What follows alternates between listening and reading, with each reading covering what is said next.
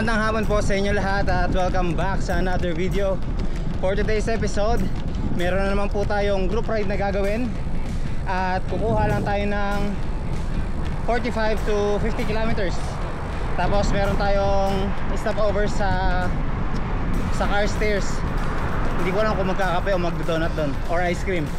So depende, abangan nyo yun dito sa video na yun kung anong gagawin namin sa stopover namin. Ang pagkakaalam ko, apat kami ngayon dito sa group ride. Ito yung first ever group ride na ginawa ko, pero hindi ko siya na-vlog. Gawa nang nahihiya pa ako. Ngayong second time ko, medyo medyo confident na akong ilabas yung camera, kaya sana maging maayos ang ride namin. Kakatapos lang ng 6 na araw kong work at nights ako nun. So yung ginawa kong 100 km ride sa Calgary, ginawa ko yun after ng shift ko ng madaling araw. So paglabas ko ng work, diretso na agad ako sa downtown para i-meet ko yung mga kasamahan ko. Kaya kung hindi nyo pa yun napapanood, try nyo bisitahin yung page ko at hanapin nyo yung recently post ko na 100 km ride. Kayo ba, kamusta ba yung linggo nyo? Hindi ko alam kung kailan ko tayo upload, pero pa lang ngayon dito, Wednesday pa lang. Ilang araw pa bago mag weekend. At ang update natin sa wildfire sa ngayon, wala na masyadong usok. Feel ko yung usok na yun nasa bandang north na. Hopefully magtuloy-tuloy to at sana hindi maulan sa araw ng 150 km race natin. Kasi wala naman siguro may gusto na magbike habang umuulan kasi malamig. Kung nasa Pinas tapos umulan, okay lang. Pero dito sa Canada, hindi ka mag-enjoy. On the way na tayo sa starting point natin, dun sa UFA. Doon tayo magkikita-kita sa likod nun. At ang weather update natin ngayon ay sunny, pero merong severe thunderstorm mamayang gabi. Medyo mahangin din pati. At tayo ay nasa 19 degrees. Itong grupo na to, weather dependent din siya. So kung pangit yung weather, ganito malakas yung hangin, pwede nila i-cancel. Kasi wala talagang gusto mag-bike pag ganito yung weather. Too much resistance.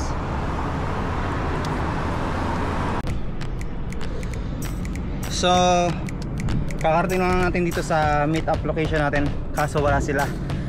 Baka hindi sila tuloy kasi malakas yung hangin. I-double check ko yung nila, yung post nila kung kinancel nila. Hintay lang tayo ng konti. Sa ngayon medyo okay pa, pero alam ko lalalapat hintay lang tayo ng konti pa. 5:22, so meron tayong 8 minutes to wait. Chill muna tayo. So galing sa bahay pumunta dito sa meetup location, 23 minutes and 26 seconds.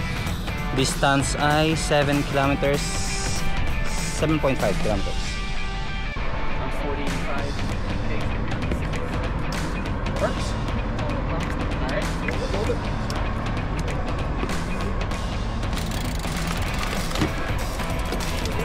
What's that fancy new shoes? I got new shoes. And I got new clips, and with the new clips, how I might struggle. It's different because I use half leg. How are you, bro? Good, you? I'm good. You just finished your 40K? No. No? I thought you just finished and then you're going on another one. No, you confused. No, I'm on 12. So, I see. You working today? No. Nope. Day off you? Same, day off. Nice.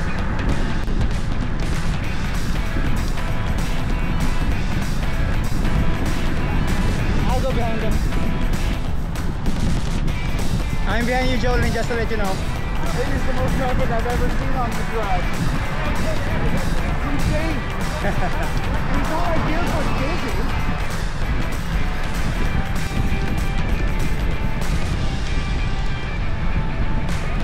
It's just windy, but it's okay. What do you do for it? Sorry? What do you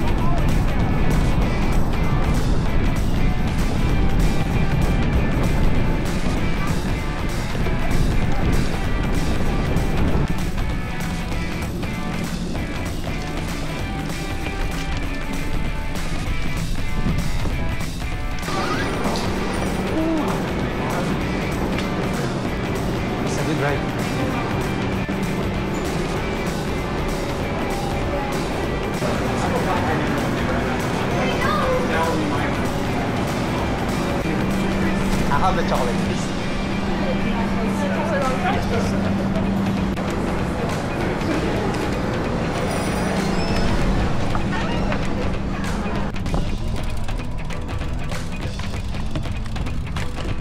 There's a cyclist on the road. I always feel them like I need to go a little bit.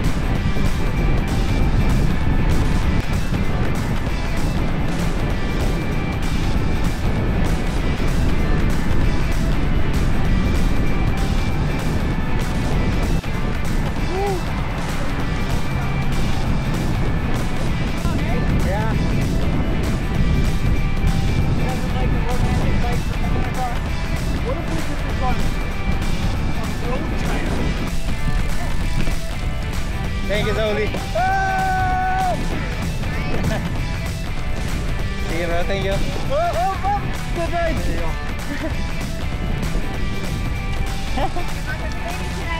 Thank you. Sige bro, thank you for the ride.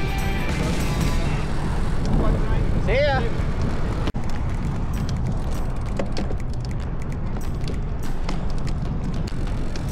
Alright. Grabe, hindi ako makapagsalita dun sa group ride na yun. Puro puti, puro English, nahirapan ako magsalita. Para baka sabihin nila ang baliw ako, nagsasalita ako mag-isa. Kasi hindi ko sinasabi nag-vlog ako eh. Pero ayun, sobrang ganda ng ride. Mahangin siya pero ang ganda ng daan. Merong hills, merong flats. At dumaan din kami sa Donut Man. Yung first group ride na sinamahan ko sila, dumaan din kami doon.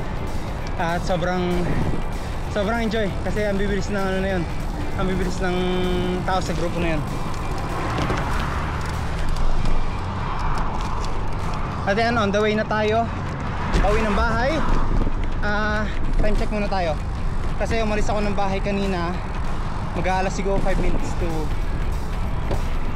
5. So time check 7:28 at meron na tayong 54.4 kilometers sa loob ng 2 hours and 7 minutes.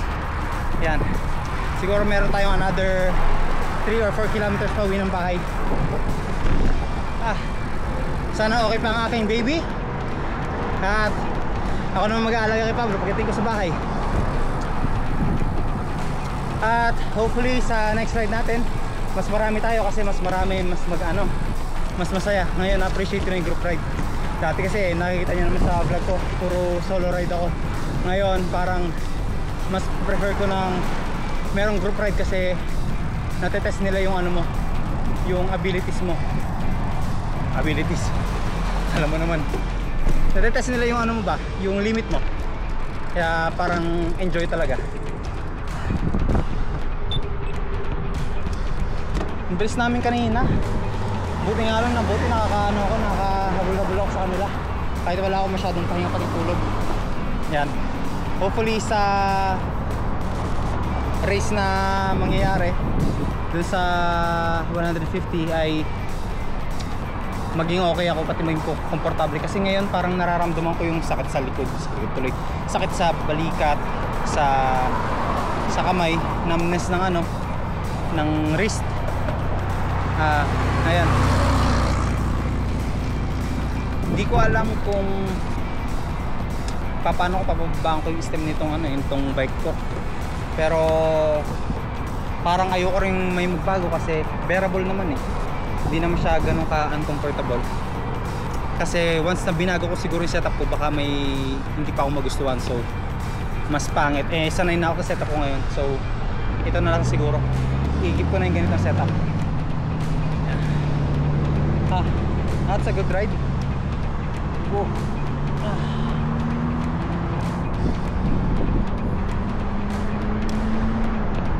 Talaga nahirapan talaga ako mag-English doon.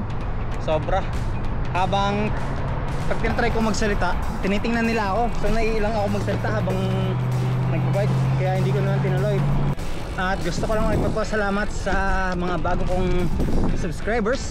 Maraming salamat po sa pagsubaybay ng mga vlog ko. Alam kong bago pa lang ako at kinakapa ko pa yung style ko ng pag-i-edit at ng vlogging ko. Gusto ko lang magpasalamat sa inyo. At syempre naman, huwag niyo rin kalimutan mag-like. At sa mga interesado dyan mag-bike, huwag kayong mahiyang mag-PM kung may mga tanong kayo. Hindi ako ganun ka-pro pagdating sa bike, pero may alam din ako. Meron akong basic na alam. At pwede ko yung bigyan ng suggestion or advice kung bibili kayo ng bago nyo road bike. At syempre huwag nyo kalimutan mag-like, comment at subscribe sa channel natin. Malaking tulong yun sa akin. At mas na-enjoy ko pa lalo mag-upload ng video kasi mas nakikita kong may mga nanonood na. Ayan, medyo struggle tayo pero okay lang yan. Ang goal natin ngayong month is 250, pero parang bumabagal, pero okay lang yan, wala namang problema doon. Alam ko it will take time na maka-earn ka na ng subscribers dito sa YouTube. It will take years, yung iba nga alam ko 8 years bago makakuha pa ng 1,000 subscriber. Ngayon gagawin ko lang siya for fun, especially para kay ano naman to, kay Pablo. So pag lumaki na siya, may mapapanood siyang video ko na nagbabike para gustuhan niya yung bike. Hopefully makasama natin siya sa pagbabike. Introduce natin siya pag marunong na siya tumayo at tumakbo. At dito ko na rin tatapusin tong video na to. Maraming salamat po at see you sa next vlog. Ciao!